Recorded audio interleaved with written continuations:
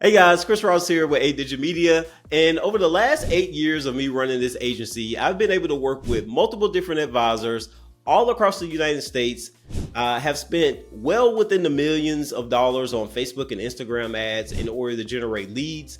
And one of the things that I see advisors consistently do is treat all leads the same, meaning if a lead comes in the door and they don't say yes immediately, they automatically want to discard that lead and think that that person is just a bad lead. And that's just simply the wrong approach to take here. And today what I have for you is a video on the 4 paths that a lead is likely on whenever they opt into your funnel. So whether that's a lead that comes from a referral, or maybe someone that signed up for your webinar or your seminar, or someone that saw a LinkedIn post, whatever the case may be, I can guarantee you that this lead is going to fall into one of these 4 paths.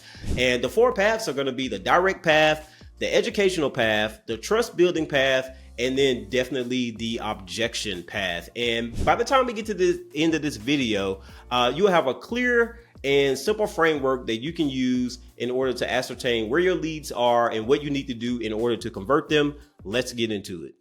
So what I have for you guys here today is a simple flow chart that I've been able to put together that will hopefully help you kind of uncover or shed some light on the different paths that leads may take as they start to come into your funnel. So whether that's they're coming to your website, maybe you're running a webinar or a seminar, or you have a VSL, or whatever it is that you may be doing in order to get people to sign up for your list. The key thing here is you can't treat all leads the same, right? Every lead that's going to come through, they're going to have different behaviors. They're going to have different pain points. They're going to have different life events that may trigger them in order to reach out to them. And just because a person doesn't say yes immediately doesn't necessarily mean that that person is a bad lead and they are never going to convert. What you really need to do is be able to understand which of these 4 paths that they may be on right now, and then tailor your approach so that you can slowly move them down the funnel, and when you get them on a sales call, be able to handle that sales call more effectively in order to get them to say yes. So what I've been able to put together here is really 4 paths that leads will likely take whenever they come into your particular ecosystem. And I'll kind of detail out the first 4 paths here, and then we'll kind of get into each one of these. The first path is going to be the direct path, right? Now, this is generally going to be your referrals. This is going to be the most common scenario that someone is going to take that is on a direct path. From there, you're going to be looking at your educational path, right? These are people who are probably signing up for your webinars or your seminars or your lead magnets, things of that particular nature. These folks are going to need some education before you actually get them on a sales call. The next path is going to be your trust building path, right? So these are going to be people, right?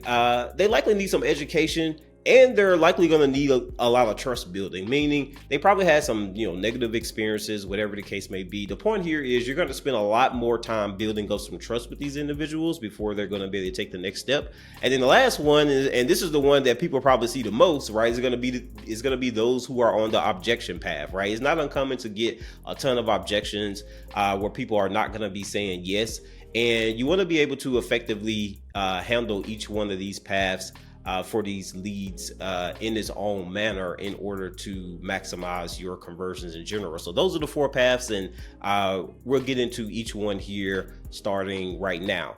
First thing that needs to happen is obviously we need to get a new lead that's going to be in the door. Now, how you get that new lead can come in various different ways. Again, a new lead can obviously come as a source of a referral. It can come from a referral from an existing client, maybe a COI, friend, whatever the case may be. However this lead comes into the door, you need to be able to do an assessment of this particular lead. Now, how you do this assessment can also be handled in a couple of different ways.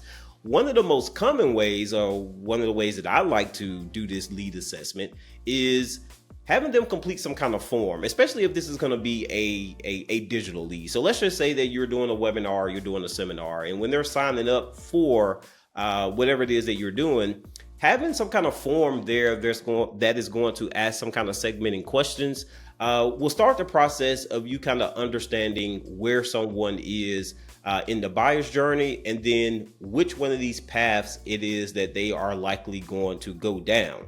Now, from there, once you have some kind of idea of where this person may be in the actual buyer's journey or in the lead conversion journey, this is where you want to start to segment people out again into the different buckets that I was just mentioning. So let's take a look at the direct path here as the first path that most people may likely go down. So if you're a new advisor right now, or even the existing advisor, right?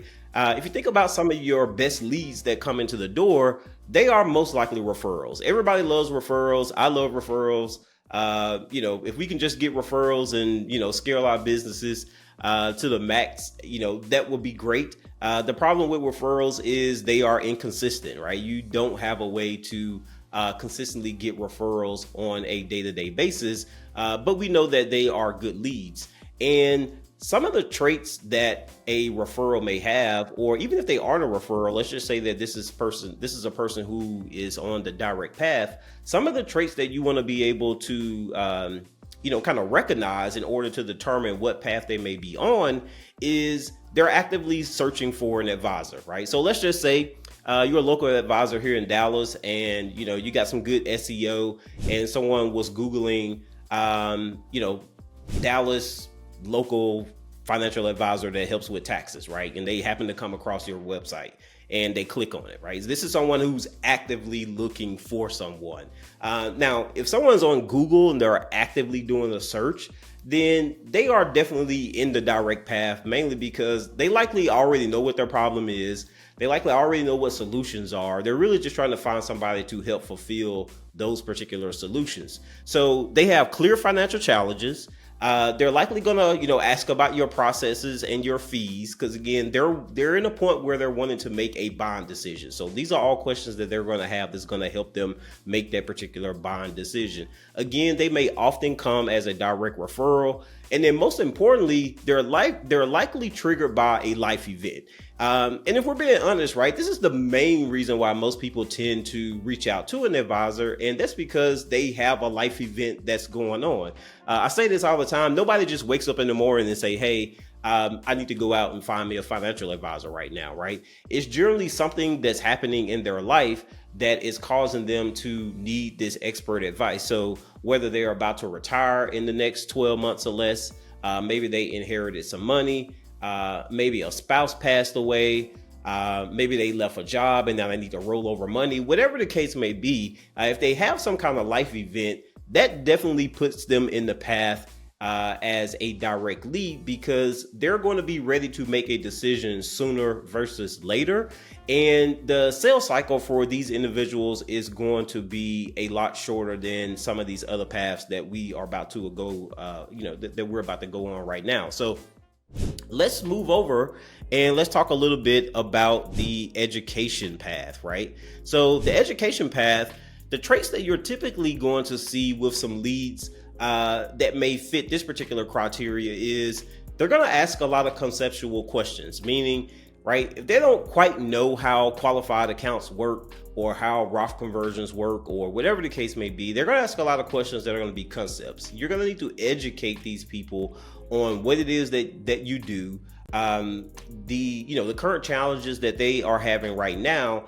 And this is obviously going to extend the sales cycle for you. So this is not going to be somebody who's going to say yes on the very first call when you talk to them. You're likely going to have a couple of different calls with them in order to educate them on, what it is that they should, ultimately be able to make a decision about.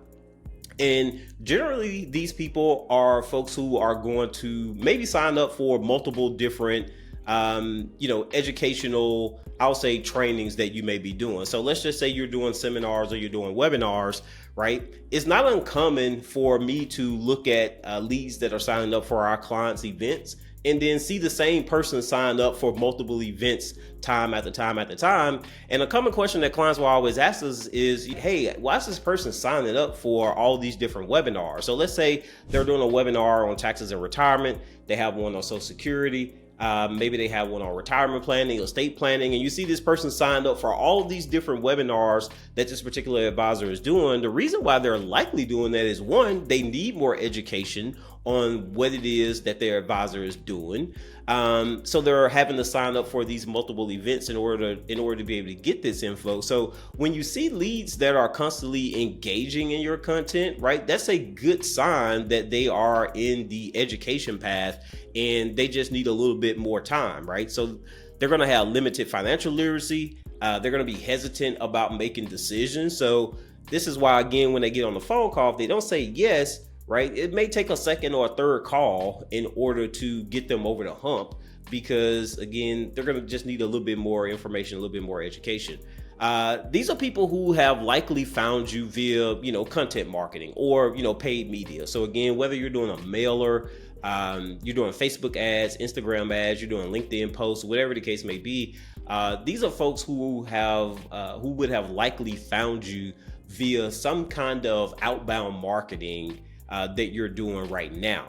Beyond the education path, right? Next path that we want to kind of take a look at here is going to be our trust building path. So some of the traits that you may want to kind of look at or try to see if you can recognize in some of these leads is these people have likely had, bad experiences in the past, right? That can always lead to people not being trusting of another individual, right? So if I've worked with an advisor in the past, let's say somebody sold me an annuity, it was a crummy annuity, and then now I get on a call with you and you're like, oh, hey, right, the thing that you need to get is another annuity. They're going to be like, no, last guy that I work with, right, he sold me this annuity. It didn't do what it said it was going to do. I lost a bunch of money, etc., whatever the case may be.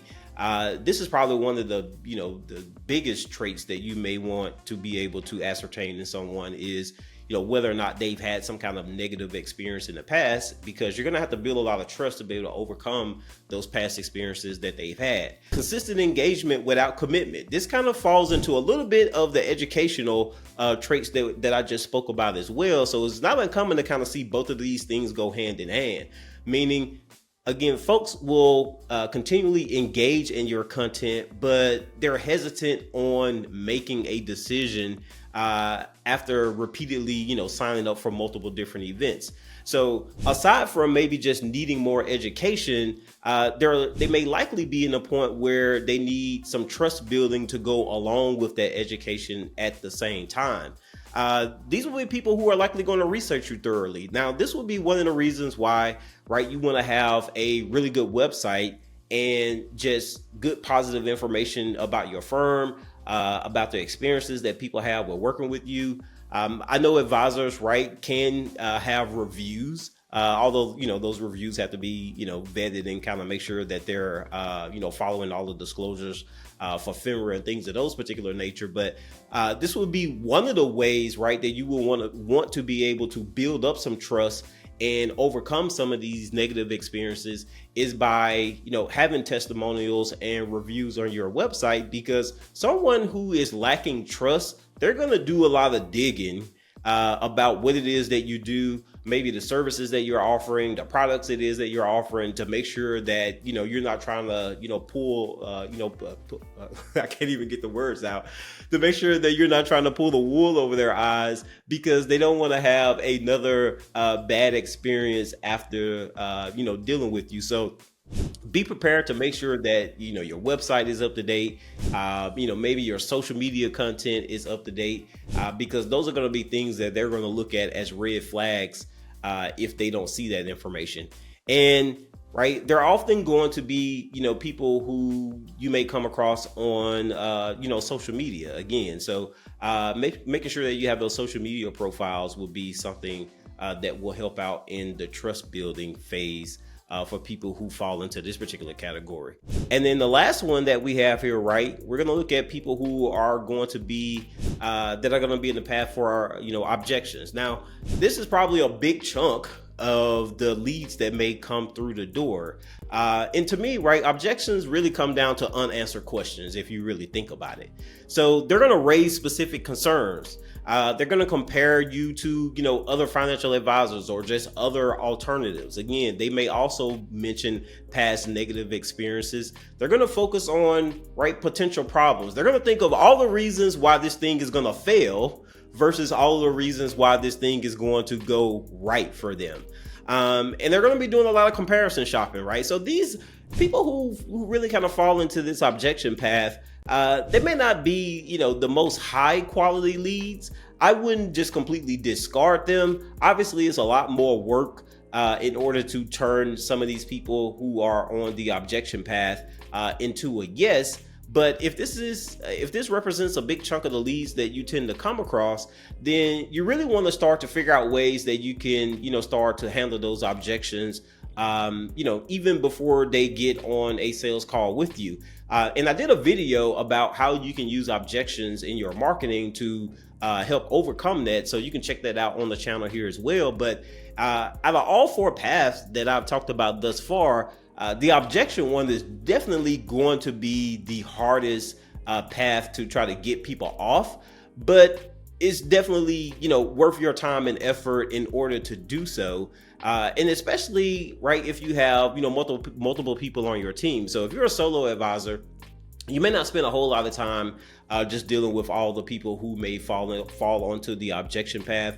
This may be an opportunity for you to hand these leads off onto maybe a junior advisor, someone who needs a lot of experience, right? They can kind of build up that muscle for being able to overcome all these different objections. But if you really think about it, and you think about all the conversations that you've had with leads, over the course of your career, I can guarantee you that the majority of these leads, right? I'm gonna zoom back out here just so you can kind of take a look at everything as a whole. They are likely going to fall into one of these different paths, right? So they're either going to be a direct path lead, someone who's typically going to be a referral. They're going to be someone who's going to likely need more education before it makes sense to get them on a call. Someone who's likely going to need a lot of trust, or you to build a lot of trust with them before you get them on a call. And of course, people who just have a lot of objections in general. So really what we want to be able to do, right, using this information is you want to have a really good, clear understanding of where these individuals are before you get them on a call. Most advisors that I talk to, whenever I have a call with an advisor for sales, one of the questions that typically comes up is like, "Hey, Chris, what's the shortest path that we can take in order to get somebody on a call?" And this is one of the things that I constantly want to bring up, because while you can run different marketing campaigns that will definitely get someone to book a call with you just by seeing the ad, it doesn't mean that that person is going to be in a position where they are ready to say yes right now. And if you really want to spend your marketing dollars more efficiently, you really want to have a good understanding of the different paths that leads will take, so that you can create marketing that's going to address each one of these paths, so that when you do actually get on a call with them, that call will be more fruitful. So I've kind of put together some strategies, right, that you can deploy for each one of these paths that leads may be on. So let's take a look at the direct path strategy, right? So let's just assume again that this is going to be a referral that you're getting that's coming in the door. The sales call for these are going to be easy, right? These are going to be, home runs, grand slams. It's not like you're going to, need to really kind of pull out the big guns for these individuals, but it doesn't necessarily mean you want to show up to a call unprepared also. So for this, it would make sense to kind of have some concrete examples of, the actual strategies that you're able to assist them with, right? So if someone is coming in and, they're at a point where they're about to start taking RMDs, right? You may want to have some examples of other clients that you've worked with that were in a similar situation, where you can kind of use that as case studies, so to speak, to kind of illustrate what it is that you're able to do and how you are able to help them. You want to have specific service options available for them. And you want to focus on immediate action steps, right? Because again, these people are ready to say yes. In most cases, they don't need a whole lot of hand holding. They're ready to make a decision. So you want to be able to paint a clear picture of what it would be like for them to hire you as an advisor, and how soon it is that you can go about helping them achieve the specific result it is that they're looking for. Now, for those who are on the education path, right, for this, you really want to focus your sales call on continuing the education. This is not where you want to get on a call. You want to try to pressure them in order to making a decision today, because again, they're going to need a little bit more hand holding, a little bit more education, and it may take multiple calls. The people on the direct path, that may just be a 1-call close. People who are on the education path, this may be a 2-call close, or maybe even 3 perhaps, really depending upon what your process may be. But you really want to approach this from the standpoint of, let's lead the call with more education, prepare, visual aids and explanations, things that can clearly help them understand where they are in their journey, what steps need to be taken in order for them to achieve the goal. And then, you really want to be able to break things down and explain stuff to them in clear, simple terms, right? Being a financial advisor, you guys are super duper smart. You guys know all the, industry jargon and everything that goes along with that. But you have to keep in mind, right? People who easily get overwhelmed, you really want to make concepts really, really simple. Keep things kind of, at a, at a lower level from a vocabulary standpoint. Now, I'm not saying that you need to dumb things down for people, but at the same time, you don't want to overwhelm people with these, big concepts and stuff, unless they, really kind of show the propensity for being able to understand that kind of stuff. So being able to have a clear action plan on what it is that you're going to do is going to make it easier for them to take this information in and be further educated, which is going to lead them to be able to make a decision a little bit sooner for you. So from there, right, people that you've identified that fall into the trust path, right, the strategies that you really want to focus on for them when it comes to the sales call is you want to allow time for relationship building. So this is where you're likely going to have multiple calls with these particular individuals.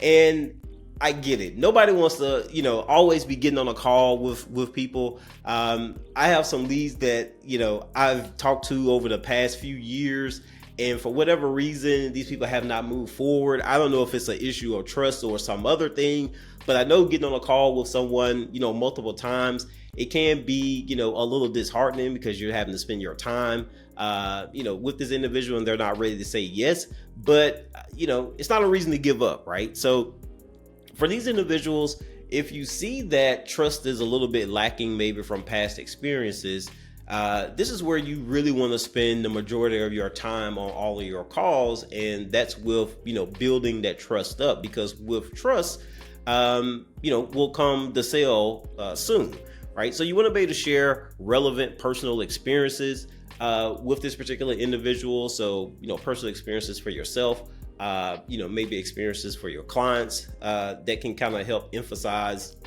or kind of show them how you've been able to work with people who were in a similar situation. So if you have stories from some of your current clients that were in the same situation that this particular lead may be in that you're talking to, I would really encourage you to kind of share that same information with them and show them like, hey, we just worked with a client who was in your exact kind of situation. Here's what we were able to do for him. 12 months, ago, they were in this bad situation. Now they're in this good situation over here, and everything is on the up and up, right? So being able to share those stories with them is gonna go a long way with building trust for them. And you want to emphasize the long-term commitment that you have to working with them. And then the last one here, right? Objections, right? So again, this is where we're going to have to put in the most amount of work, right? You're really going to earn this particular client if this person is on the objection path. You're probably going to spend numerous phone calls with them, trading a lot of emails, whatever the case may be. But you really want to take the approach, right? You want to be prepared to go into the call knowing that there are going to be objections when these people get on a call, because that's likely going to be the case. And right, for some people you can help them overcome objections by using, hard data. For some other people, it's going to be, kind of appealing to their emotions. Whatever route it is that you're going to take, you're going to have to be armed with some evidence that's going to help overcome those objections. And you really want to be able to plan for a longer discovery phase. So again, this is where you may end up having 3 to 6 calls with somebody. Now, whether or not you have that many calls with someone, right, will really kind of depend upon maybe what kind of lead they are. If this is somebody who has $5 million in investable assets, right, I'm probably going to spend a little bit more time trying to capture that particular business versus if this is only somebody with $250,000, right? Especially if you're an advisor where you work with minimums.